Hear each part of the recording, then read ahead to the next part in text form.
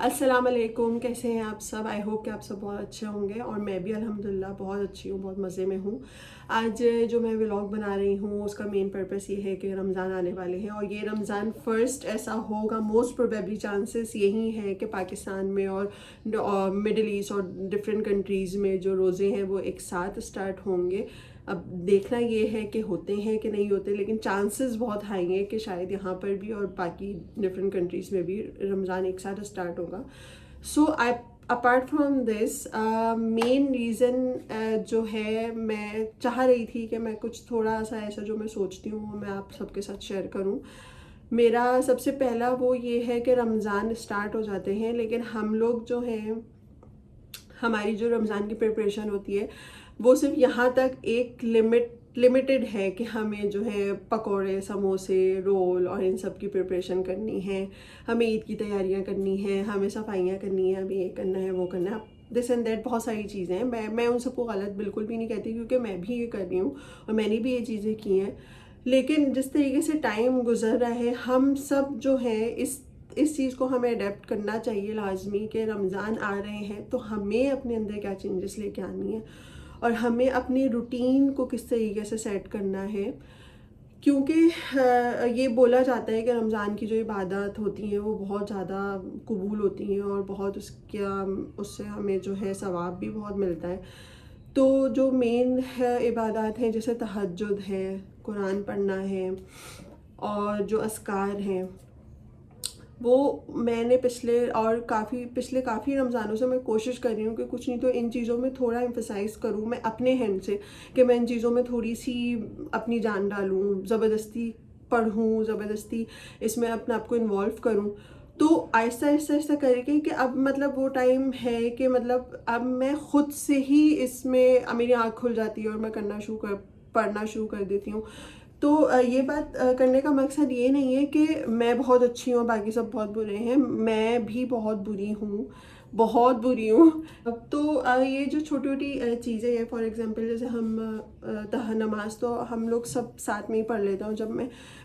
جب میری شادی ہوئی تو سب سے اچھی چیز جو میں نے یہاں پہ آ کے دیکھی، میرے ساس سسر فوراً کھڑے ہو جاتے ہیں نماز پڑھنے کے لیے، تو یہ چیز مجھے بہت فیسینیٹ کرتی تھی۔ جب سے میں یہاں رہ رہی ہوں، تب سے میں کوشش کرتی تھی کہ میں بھی اس طریقے سے پڑھنا شروع کروں۔ تو اب الحمدللہ جا کے میری عادت تھوڑی بننی اسٹارٹ ہو گئی ہے کہ جیسی نماز اذان ہوتی ہے میں فوراً سے نماز لے کے نماز پڑھنا اسٹارٹ کر دیتی ہوں، میرے ساس سسر بھی۔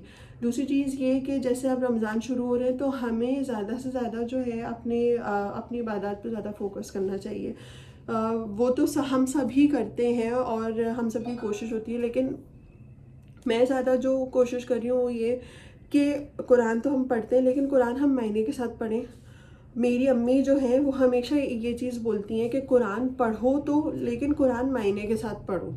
اس سے کیا ہوتا ہے کہ اگر آپ ایک پیج بھی پڑھ رہے ہیں اور ایک پیج بھی ہم نے معنی پڑھ لیے اس قرآن کے، تو یہ آپ یقین کریں کہ اس سے بہت واسٹ امپیکٹ پڑتا ہے۔ ابھی کچھ دیر پہلے بھی میں پڑھی تھی، پڑھتے پڑھتے ایک بیچ میں ایک چیز مجھے دکھائی دی، وہ میں نے دیکھا تو وہ بات بھی اتنی اچھی تھی کہ میں نے کہا یار میں عربی پڑھ رہی ہوں اور میں نے یہ چیز چھوڑ دی، اور یہ بیچ میں اتنی اچھی چیز ہے جو میرے لیے ہی وہ بات کہی گئی تھی، مجھے اس ٹائم یہ لگا، اور میں اس کو چھوڑ کے میں عربی پڑھ رہی تھی۔ تو میری زیادہ کوشش یہ ہوتی ہے کہ رمضان میں قرآن پڑھوں، بٹ قرآن معنی کے ساتھ پڑھوں۔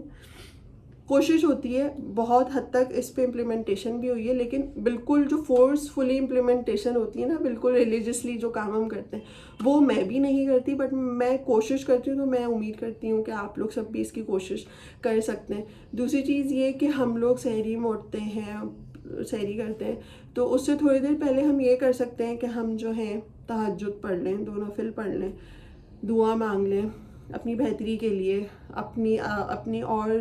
اپنی اولاد کے لیے، اپنے ماں باپ کے لیے، اور سب سے مین چیز کہ ہم دین پہ قائم رہیں، کیونکہ آج کل کا جو زمانہ چل رہا ہے وہ بہت زیادہ ایسا ہو گیا ہے کہ مجھے لگتا ہے کہ ہم لوگ اگر اس ٹائم پہ بھی اپنے دین پہ اور اس پہ اسٹرانگ ہے نا، اپنے اب ہمارے بلیفس اسٹرانگ ہے، تو یہ بہت بڑی بات ہے.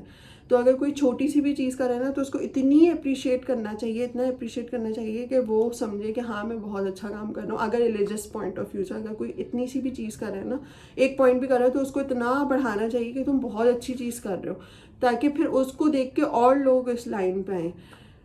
تہجد ہو گیا، یہ ہو گیا، قرآن معنی کے ساتھ پڑھنا ہو گیا.